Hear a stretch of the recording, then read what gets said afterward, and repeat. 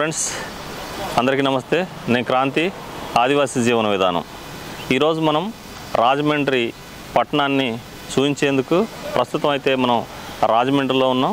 రాజమహేంద్రవరం పేరు వినగానే మనకు చాలా గుర్తుకొస్తాయి. ఇక్కడ సినిమా షూటింగుల దగ్గర నుంచి మొదలు పెడితే సినిమా స్టార్లుగా మన స్థిరపడ్డటువంటి అనేక మంది కూడా మనకి రాజమహేంద్రవరం అనే పేరు చెప్తే మనకు గుర్తొస్తుంటుంది. ఒక గోదావరి ఒడ్డుకు బ్రిటిష్ వాళ్ళు కట్టించినటువంటి బ్రిడ్జి పక్కన మనం గోదావరి ఒడ్డుకు అయితే ఉన్నాం.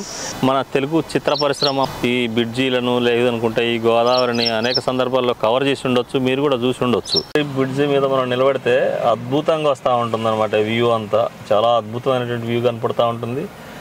ఎవరైనా సరే కొత్తగా మనం రాజమండ్రి వచ్చే ముందు కొవ్వూరుకి రాజమండ్రికి మధ్యలో మనం కొద్దిగా ఆగి ఆ గోదావరి బ్రిడ్జిల అందాన్ని చూసుకుంటూ ఉండాల్సింది.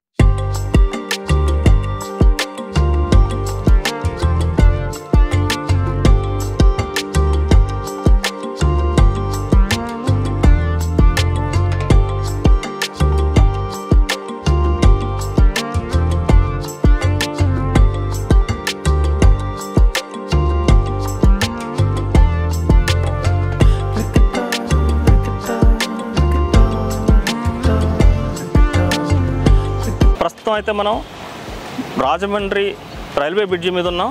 గోదావరి మీద నిర్మించినటువంటి ఈ బ్రిడ్జి 1982లో దీని పనులు మొదలుపెట్టినప్పటికీ 1997లో ఇది ఓపెనింగ్ అయింది. ఇది బ్రిటిష్ వాళ్ళు కట్టించినటువంటి పక్కన ఉన్నటువంటి బ్రిడ్జి శిథిలావస్థకు చేరడంతో అది మళ్ళీ రైల్వే బ్రిడ్జిని కొత్తగా నిర్మించాలని మన పాలకులు భావించి 1982లో స్టార్ట్ చేసి 97 వరకు, అంటే 15 సంవత్సరాల పాటు ఈ రైల్వే బ్రిడ్జికి పట్టినటువంటి సమయంగా మనకు తెలుస్తూ ఉంది. మొత్తం మీద ఈ రైల్వే బ్రిడ్జి మీద నుంచి మాకు ఇప్పుడు రవాణా మార్గం అంతా కూడా కొత్తగా నిర్మించినటువంటి రైల్వే బ్రిడ్జి మీద నుంచే కొనసాగుతూ ఉన్నటువంటి పరిస్థితి మనకు కనబడతా ఉంది.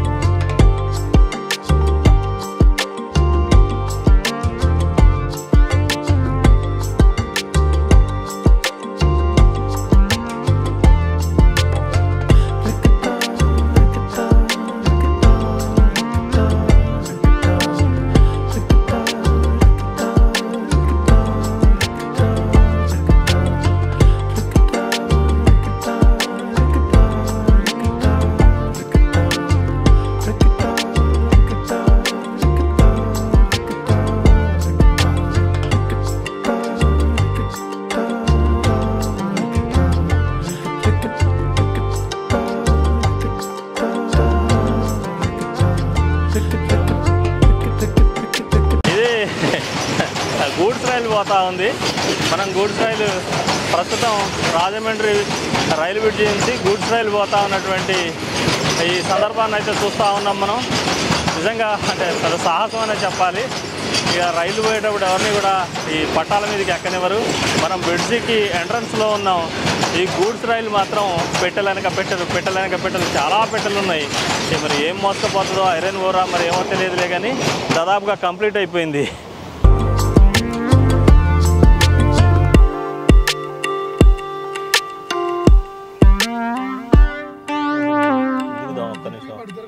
దిగుదామగా అవునా?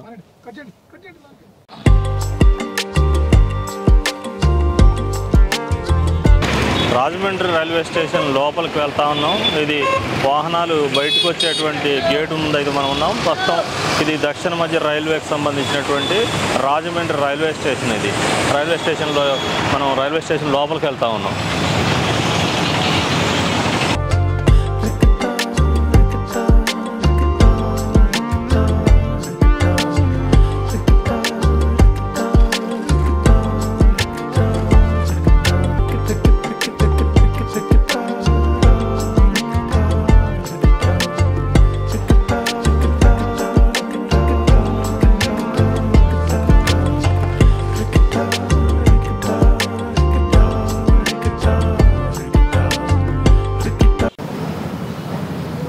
ప్లస్ ఇది ఇక్కడ రాజమహేంద్రవరంలో మనకు చాలా వైవిధ్యంగా కనపడతా ఉంటుంది. గోదావరి మీదకి వస్తే గోదావరి మీద నిర్మించినటువంటి వంతెనలే ప్రత్యేక ఆకర్షణగా మనకు రాజమండ్రికి కనపడతా ఉంటుంది.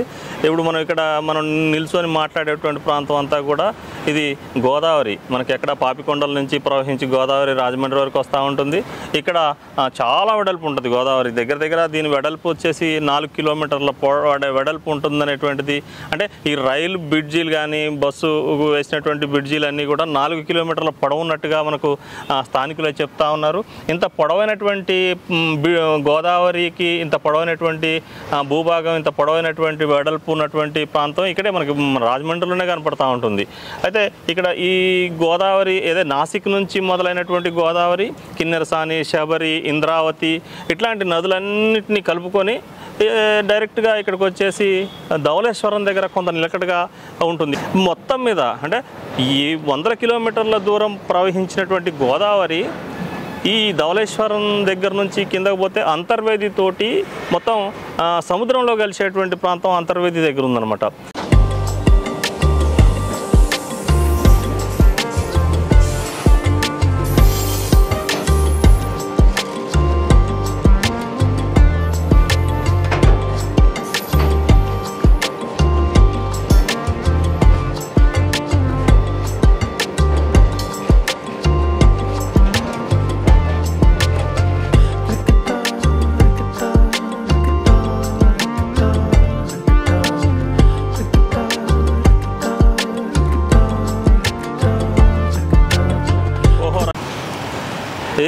రాజమండ్రిలో మళ్ళీ మనం ఇంకొక ప్రాంతానికి వచ్చాము. ఇక్కడే కొవ్వూరుకి రాజమండ్రిని కలిపే గోదావరి బ్రిడ్జి అత్యంత పొడవైంది. ఆసియాలోనే మనకి 4వదిగా ఇంత పొడవైనటువంటి బ్రిడ్జి అని చెప్పేటువంటి రాజమండ్రి కొవ్వూరు రైల్వే వంతెన. మళ్ళీ పైననేమో మామూలు అంటే వాహనాలు తిరిగేందుకు పైన ఏర్పాటు చేశారు, కిందేమో రైళ్లు తిరిగేందుకు ఏర్పాటు చేసినటువంటి అత్యంత పొడవైనటువంటి railway track, rail and road 2 రకాలు ఉన్నటువంటి వంతెన మీద అయితే మనం ఉన్నాం. ఇది 1974లో అంటే నేను పుట్టడానికంటే ముందు 4 సంవత్సరాలకు ముందు ఈ రైల్వే బ్రిడ్జిని ఇక్కడ ఎవరు మన ఫక్రుద్దీన్ అలీ మహమ్మద్ గారు ప్రారంభించారు. ఆయన రాష్ట్రపతిగా ఉన్నారు అప్పుడు. మన ముఖ్యమంత్రి అప్పుడు ఎవరంటే జలగం వెంగళరావు గారు, మన జిల్లాకు సంబంధించినటువంటి జలగం వెంగళరావు గారు 1974లో ముఖ్యమంత్రిగా ఉన్నప్పుడు రైల్ కమ్ రోడ్ వంతెన్ను ఇదైతే మరి అప్పుడు ప్రారంభించినట్టుగా ఇక్కడ శిలాఫలకాలు అయితే చెప్తా ఉన్నాయి. అత్యంత పొడవైందని, లేదనుకుంటే ఆసియాలోనే 4వ పొడవైనటువంటి బ్రిడ్జిగా ఈ గోదావరిపై నిర్మించినటువంటి ఈ వంతెనకు చాలా పేరుంది. ఇప్పుడు ప్రస్తుతం మనం అయితే ఈ వంతెన మీదనే ఉన్నాం.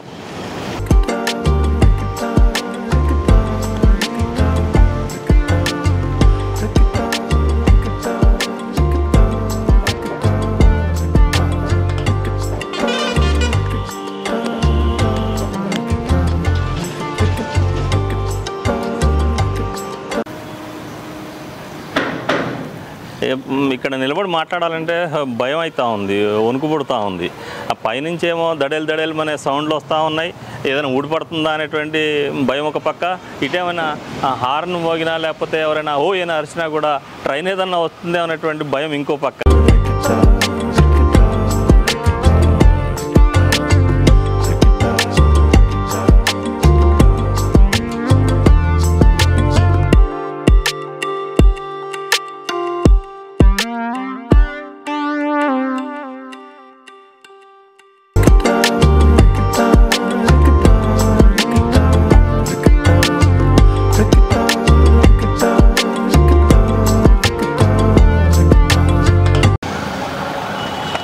ప్రస్తుతం మనం ఉన్న సెంటర్ అయితే ఇది ప్రధాన సెంటరు.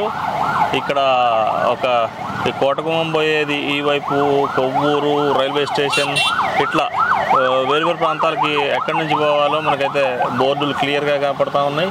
మనం బ్రిడ్జి నుంచి కొంచెం ముందుకు రాగానే సిటీలోకి ఎంటర్ కాగానే ఇక్కడ ఎన్టీఆర్ సర్కిల్ ఉంది. ఎన్టీఆర్ సర్కిల్ నుంచి వివిధ ప్రాంతాలకు జంక్షన్ లాగా ఉంది. ఇది మనం ప్రస్తుతం ఉన్న సెంటర్ అయితే ఎన్టీఆర్ సర్కిల్. కోటగుమ్మం పోయే దారి కూడా ఇక్కడే, కోటిపల్లి బస్ స్టాండు ఇదంతా కూడా ఇక్కడే అని చెప్తా ఉన్నారు.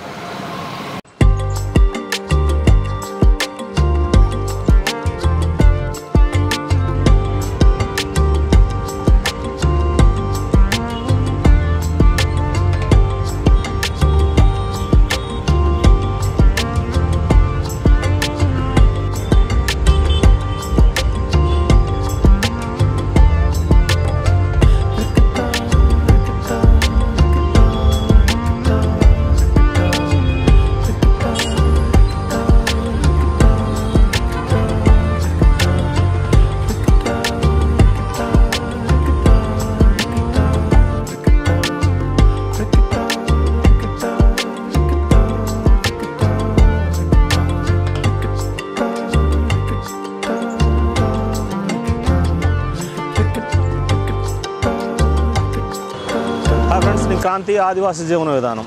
ప్రస్తుతం మనం రాజమండ్రి పట్టణంలో ఉన్నాం. రాజమహేంద్రవరం వేంగి ప్రాంతం పరిపాలించినటువంటి రాజరాజ నరేంద్రుడు ఈ రాజమండ్రిని రాజమహేంద్రవరాన్ని రాజధానిగా చేసుకొని ఈ ప్రాంతాన్నంతా పరిపాలించినట్టుగా చరిత్ర చెప్తా ఉంది.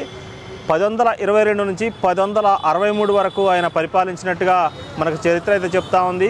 ఈ వేంగి రాజ్యంలో మనకు శ్రీకాకుళం, తర్వాత విజయనగరం ఈ ప్రాంతం అంతా కూడా ఆయన పరిపాలించారు. ఆయన మహాపండితుడిగా చెప్తుంటారు.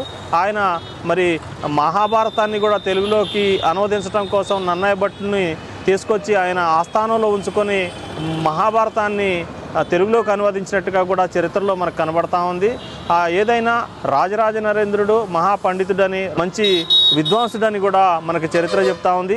ఆయన నిర్మించినటువంటి, ఆయన రాజధానిగా చేసుకున్నటువంటి రాజమహేంద్రవరం ప్రస్తుతం రాజమండ్రిగా ఉంది. రాజమండ్రికి సంబంధించిన విశేషాలను మనం వ్యూవర్స్ కోసం చూపించేందుకైతే మనం ప్రస్తుతం రాజమండ్రిలో పర్యటిస్తూ ఉన్నాం. హాయ్ ఫ్రెండ్స్, వీడియో నచ్చితే లైక్ చేయండి, షేర్ చేయండి, కామెంట్ చేయండి, సబ్స్క్రైబ్ చేయడం మర్చిపోకండి. ఆదివాసీ జీవన విధానానికి మీరిచ్చే సపోర్టు మాకు ఆక్సిజన్లా పనిచేస్తుంది. Please subscribe.